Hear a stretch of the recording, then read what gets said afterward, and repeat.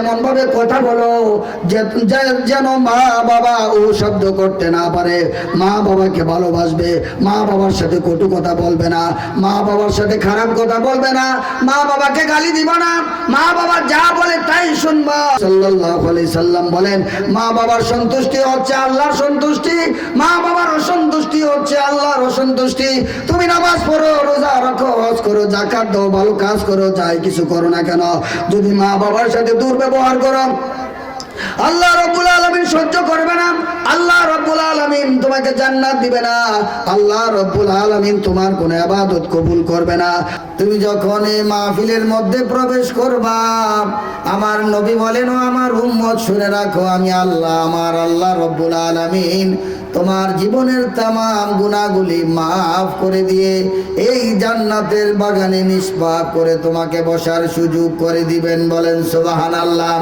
তাই বাবারা, আমার বন্ধুরা, দোস্তরা, দিলের দরজা খুলে, মনের দরজা খুলে কিছুক্ষণ সময় আল্লাহকে ডাকেন।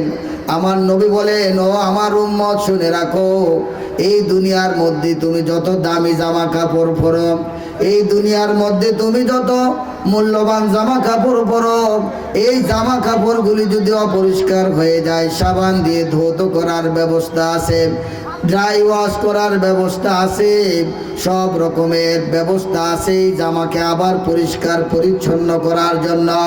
মনে রাখো, এই দুনিয়ার মধ্যে তুমি বিচরণ করো অবস্থায় যদি তুমি গুনাহ করো, তুমি যদি কোনো অন্যায় করো, তুমি যদি কোনো অপরাধ করো, মায়ের মনে কষ্ট দাও, বাবার মনে কষ্ট দাও, সমাজের মানুষদের মনে কষ্ট দাও, আলেম ওলামার মনে যদি তুমি কষ্ট দাও, প্রত্যেকটা কষ্টের কারণে একটা একটা করে গুনাহ তোমার কলবের মধ্যে লিপিবদ্ধ হয়ে যাবে।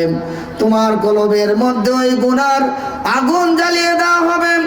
ওই গুনাহ তোমার অন্তরের মধ্যে গেঁথে যাবে।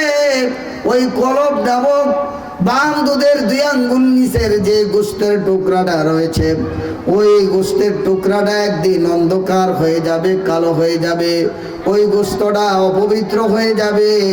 তোমার জামা তুমি যত মূল্যবান সাবান দিয়ে ধোও না কেন, তোমার শরীর যত মূল্যবান সাবান দিয়ে তুমি ধোও না কেন, তোমার শরীর পরিষ্কার হবে, কিন্তু তোমার অন্তর তুমি পরিষ্কার করতে পারবে না। দুনিয়ার কোনো সাবান এখনো আবিষ্কার হয় নাই তোমার অন্তরকে পরিষ্কার করার জন্য। দুনিয়ার কোনো ব্লিচিং পাউডার আবিষ্কার হয় নাই তোমার অন্তরকে পরিষ্কার করার জন্য।